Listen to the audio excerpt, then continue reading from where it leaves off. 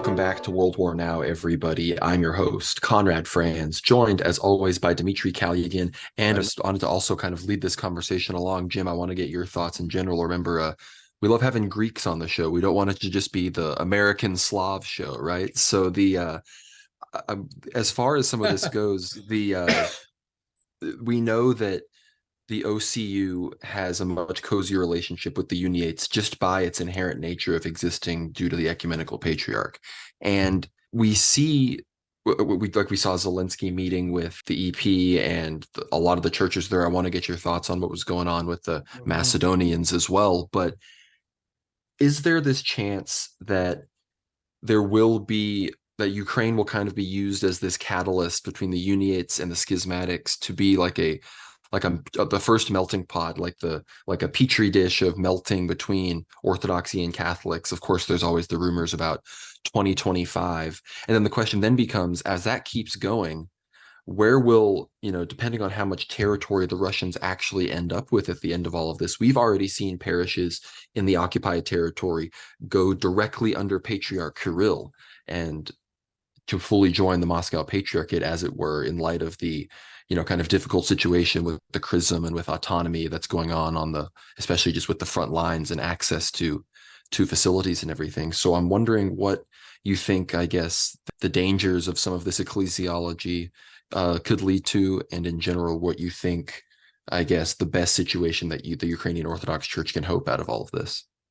Well, I'm glad you mentioned the parishes in the areas controlled by Russia going on directly under Moscow, because you can see that even puts more pressure on Metropolitan Onufri, which means that as Russian forces expand territory of control, which I think they will do, whether they do it quickly or slowly, I don't know. But in any case, that also means cutting down on the canonical territory of the Ukrainian Orthodox Church. That obviously puts Metropolitan Onufri in an either even weaker position. Um, I don't know where that leads ultimately. As far as the big picture that you're pointing to between Pope Francis and and Patriarch Bartholomew, yes, as far as I know, that's all still on track for 2025. And I think yes, there is a very good chance that Ukraine, between the uncanonical OCU and the Ukrainian Ukrainian Greek Catholic Church. Could be something of a petri dish or a laboratory for bringing that to fruition. I did see a recent report that Major Archbishop Sviatoslav Shevchuk, the head of the Mhm. Ukrainian Greek Catholic Church, did say that they expect at some point in the near future to be allowed access to the Pochayev Monastery, which, as far as I know, is still under the control of the canonical church under Metropolitan Onufri, has not yet been seized by the schismatics. But I would expect that once it is seized, there would be some access provided to it for the Greek Catholic Church. And as we know, there have been instances of consolidation between the OCU and the Greek Catholic Church in Ukraine. And of course, the fact that Major Archbishop Shevchuk is a very close friend from Buenos Aires with Pope Francis is not incidental. It seems to me that there's a very good personal rapport there. So yeah, I think that using that as kind of a test run to see how far they can get with a cozy relationship between the schismatic Ukrainian Church and the Greek Catholics is very definitely in the cards. And I wouldn't even rule out that some kind of a declaration of intercommunion between those two bodies might be used as kind of a little toe in the water to see how far they can get in that direction. Well, then where does that end, right? I mean, if a supposed body that is directly, well, it's always the debate: are they really autocephalous? Or are they actually just directly vassals of the ecumenical patriarchate, right? But with the new ecumenical patriarch's ecclesiology, who even knows anymore, right? But I think there's this. I mean, the fear is then that means so the EP is in almost direct communion with the Pope, and then that means that everybody besides Moscow is somehow indirectly in communion with. I mean, I know that being in communion with schismatics doesn't immediately, I know we have a nuanced ecclesiology on all of this, but it's just such a sneaky Yeah, way to do yeah. such a big thing that people wouldn't even realize.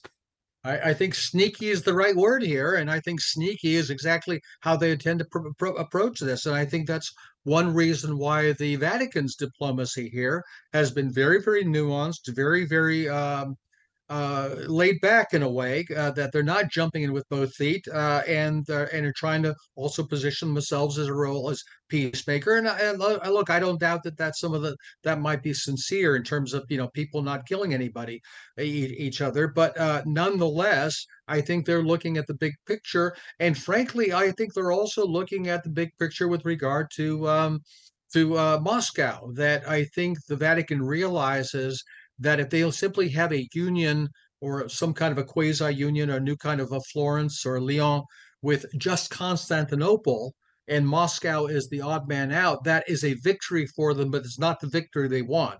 They want the whole thing.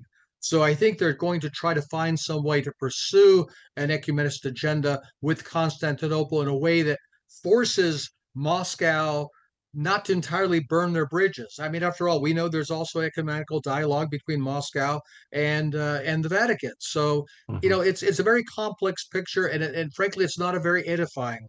No, and it's extremely dangerous because just historically, I was just thinking about the fact that the Vatican, almost as even though the Vatican is so rich and powerful, and they have thousands of bishops and a lot, and the churches there, their church, so to speak, is a lot larger than that of the Eastern Orthodox one, just in terms of population and volume.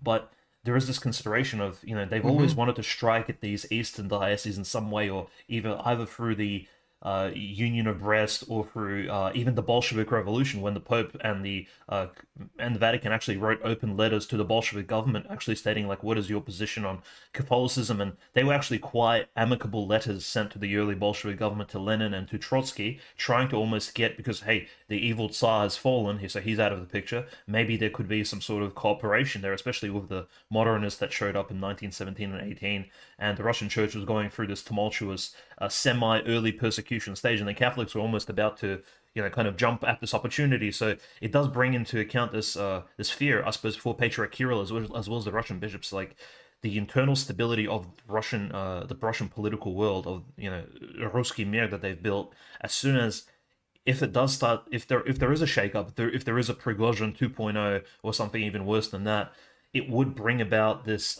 encroachment of all these Western, I suppose, but by Western I mean Western European, mostly Catholic as well as possibly Protestant sects, actually kind of jumping at the opportunity to intervene into Russia and at least to involve themselves a bit more in the entire debacle that would be going down. I Yeah, like yeah.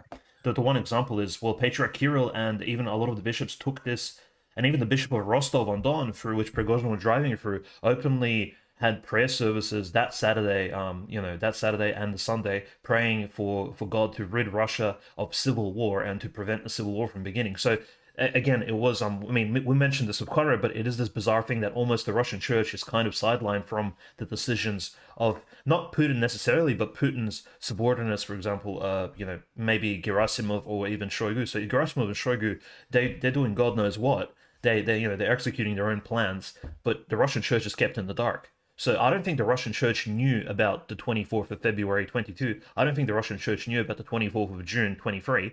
The Russian church is almost standing there on the side, Yeah. watching the world in front of them change in this dramatic fashion, watching Prigozhin drive tanks and kind of just being like, well, I guess Patriarch Kirill needs to give this sermon and ask the Russian people to pray for Putin and pray for this prevention of civil war. So the Russian church took this very seriously. And a few days later, of course, Putin meets with Prigozhin, and it's all good. It's all hunky dory, and it's all a big, it's almost like a secret plan of some sort to get there's all these suppositions, but the church is kind of left on the side. Meanwhile, the persecution and the weird anti-church policies continue to occur in Ukraine.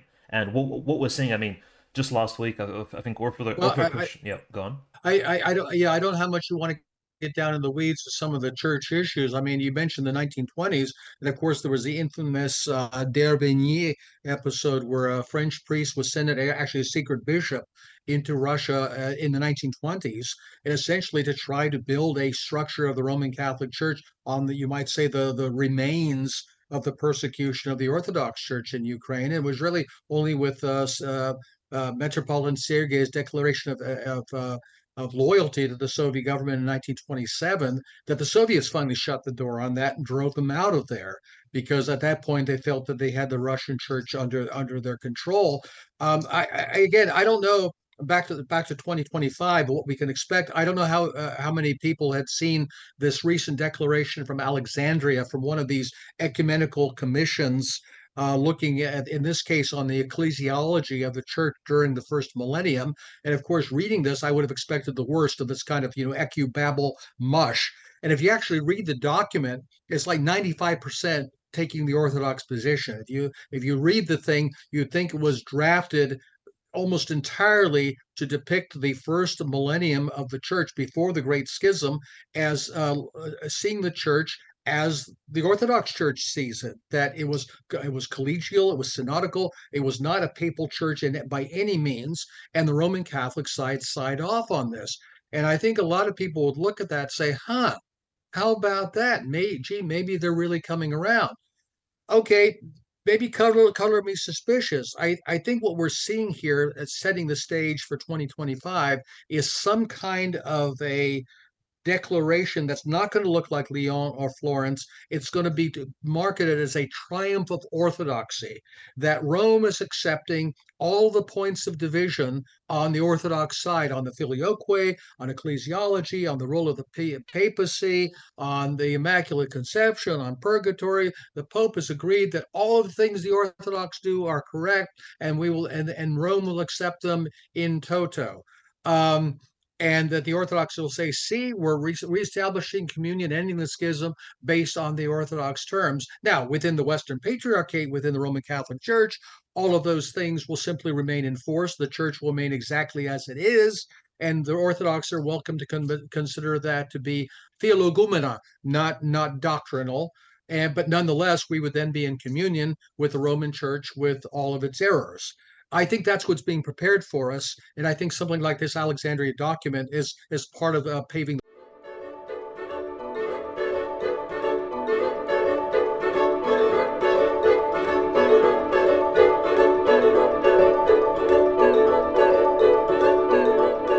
Welcome back to World War Now, everybody. I'm your host, Conrad Franz, joined as always by Dmitry Kalyagin.